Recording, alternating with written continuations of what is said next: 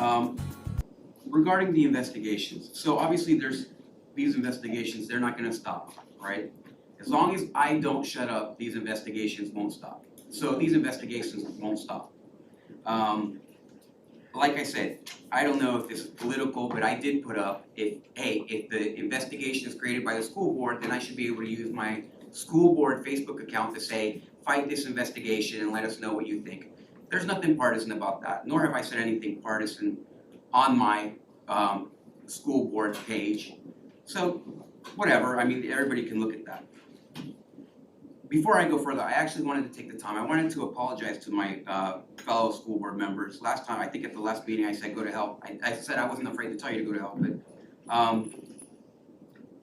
I think everyone in the room deserves a little bit better, regardless of how I feel personally. And I'm not apologizing for what I'm saying or the content of my complaints. But certainly, if we treat this days with more seriousness, then maybe the district will get a little bit, maybe our students will treat their district a little bit more seriously. However, that's just not about the words that I choose to use to air my complaints. It's also about the work that you guys are doing. You're talking about the work that we're not getting done. The work that we're not getting done, I think, revolves around safety and security at our schools. You heard a parent say earlier, I didn't know about this, I didn't know about that. I had a parent reach out to me yesterday and say, hey, I got a voicemail that says that this is a lockdown. I called Tanya and I said, hey Tanya, is there anything about a lockdown going on? Nobody knows.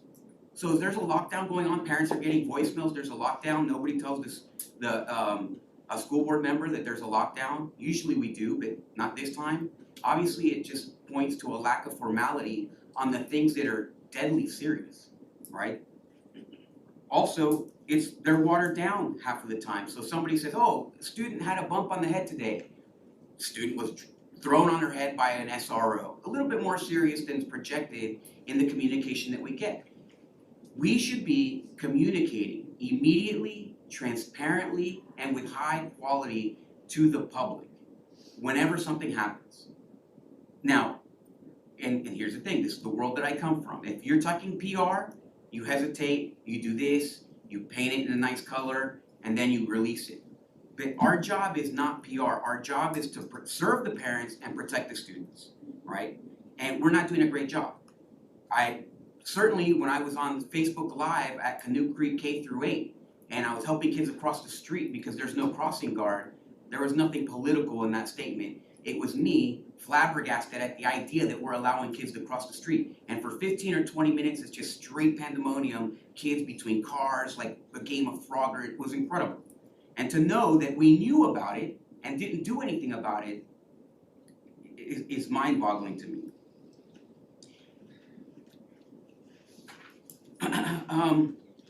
These investigations. How can we be taken seriously up here, okay? We have a complaint here. Maybe this is a false complaint of sexual allegations against a student or something. But not all of them are false. We have a series of complaints and a history of complaints against the school district. Okay? 2021, three district employees arrested for sex crimes. Okay? In 2021. There's the article, right? 2019, Osceola sub, molestation charges, right? 2018, Osceola County teacher's aide arrested for admitting to having sex with student. Here's the thing. If you want to do something about that kind of crime, which safety and security is the most important work that we should be doing, then how, on God's mighty earth, can you have Mr. Horner as our lobbyist representing the school district, who supported the illegal sex trade? How do you bring him on board and defend him when you have articles like these going out? How do you do it? So when I say something like I lose my temper, I lose my mind, and I'm like, hey, you can do this or you can do that or whatever, you guys are defending someone who supported the illegal sex trade. And Chairwoman, you were in Tallahassee with him.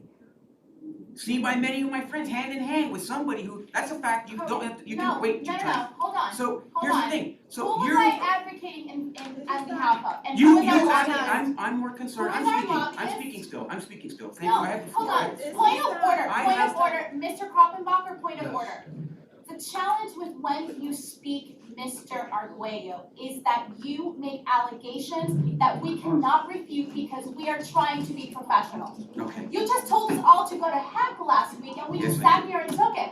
And now you're making an allegation that I'm supposed to be some kind of in cahoots with who? He's our lobbyist and yes, I went he is. He's not even a lobbyist. Why is he our lobbyist is the question. Why is this man our lobbyist? That's exactly what I'm saying. You can speak, hold on, okay, time out. Mr. Arguello, you can say whatever you want to say. I'm trying to. I am going to, let me finish. I'm gonna ask you to be respectful to the rest of the board. Clearly, I was there advocating on behalf of our students, and the fact that you're going to bring that up to tarnish what the work that's been doing on behalf of our students, I take offense to that, I okay? take offense to you having someone who supports the illegal sex trade operation as lobbying for the school Got it. district. As That's my someone who is concern. running their sister And against He's not a me, there's your registered soundbite. lobbyist. Continue, So here's please. thank you, and here's the problem. I didn't make any accusation beyond the fact that you were in Tallahassee with someone who supports the illegal sex trade, representing our schools. So to me, that's a problem. John, I'm gonna please. continue, No, Mr. Koppenbacher. just hang on, let me say one thing. Each board member, please don't interrupt. If you wanna respond to what any board member says at the end of whatever they're saying, just jot it down. So just continue to And then take respond. your Members of the public, be Take quiet, your views or I perfectly. will ask that the board chair remove it, all right? This is where the board deals with itself. We've gotta have order and decorum in here. Okay, so, Mr. Arguello, Thank Point of you. order, Yes. does decorum mean that we're not going to abuse fellow board members as has been done probably in every single school board meeting since 2020? I'm just asking for a couple of fronts. decorum means that you don't interrupt anyone. When you're done, you can address what they've said. So we're okay with tarnishing people's reputations and saying lies on the Well, tapes, got it, okay. The problem is, you're not going to stop that by interrupting anyone. It's just gonna go back and forth arguing.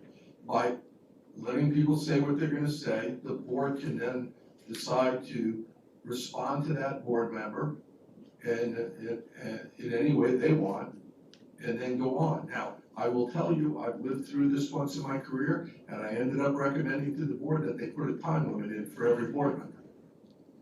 All right, so let's raise above it. Mr. Arguello, you were talking. Yes, sir.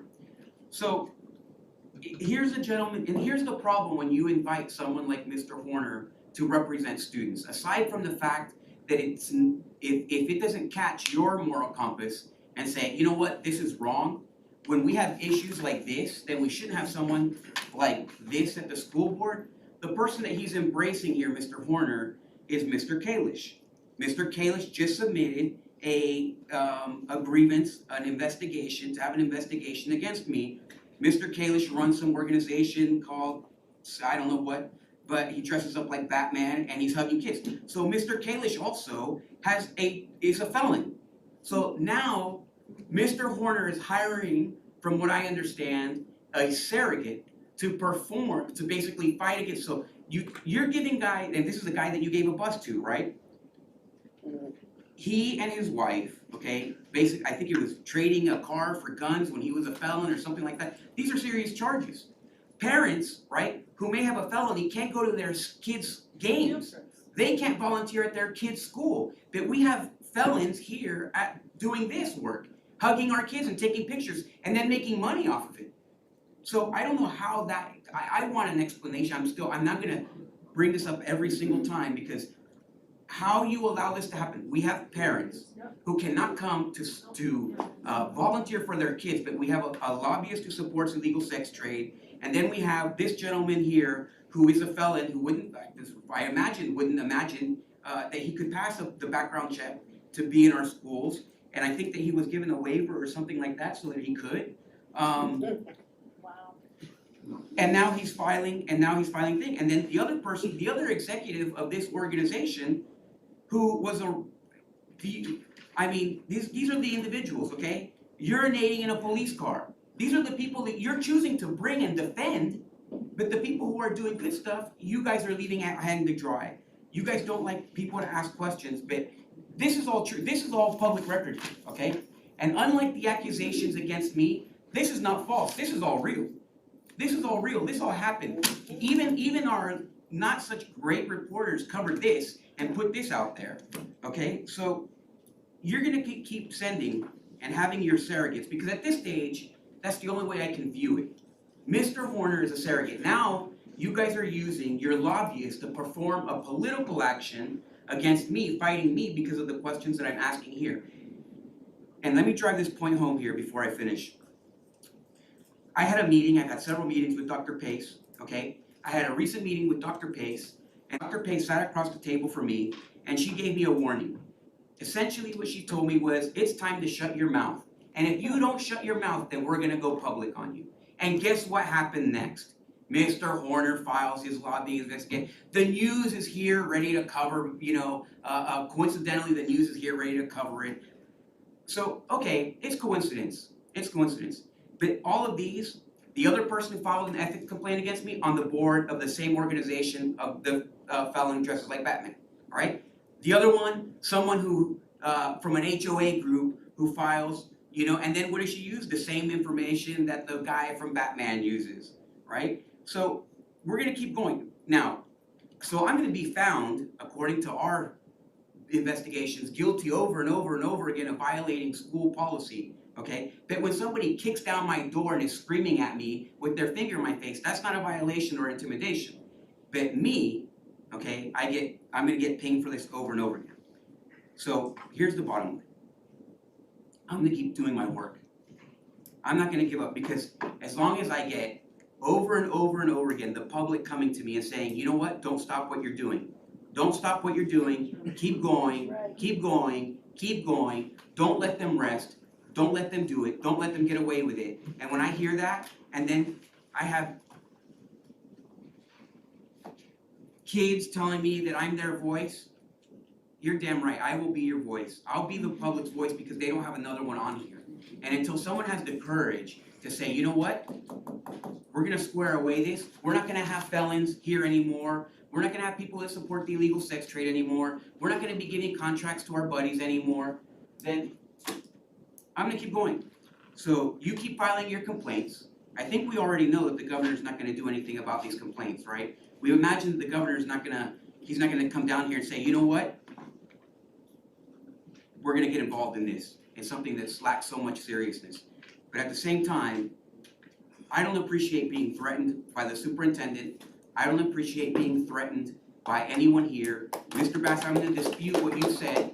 You and I did meet and we had coffee, and you did tell me that you were gonna follow that advice. That's the thing that people need to remember. Mr. Horner sat across from me and we had a cup of coffee, and Mr. Horner did tell me that he put you in that chair. He said it. So if you're gonna be upset with someone, you be upset with Mr. Horner. Don't be upset with me. You be upset with Mr. Horner. And so you can go ahead and you can do it. If you think that I'm the one that's lying, that's fine. But you know what? There are other politicians who came and they said the same thing to me. They gave me the same advice, and I think that in the end, what this is demonstrating is that the people are believing me, because I'm exposing you guys for the lack of work that you're doing when you're talking about work. The lack of work.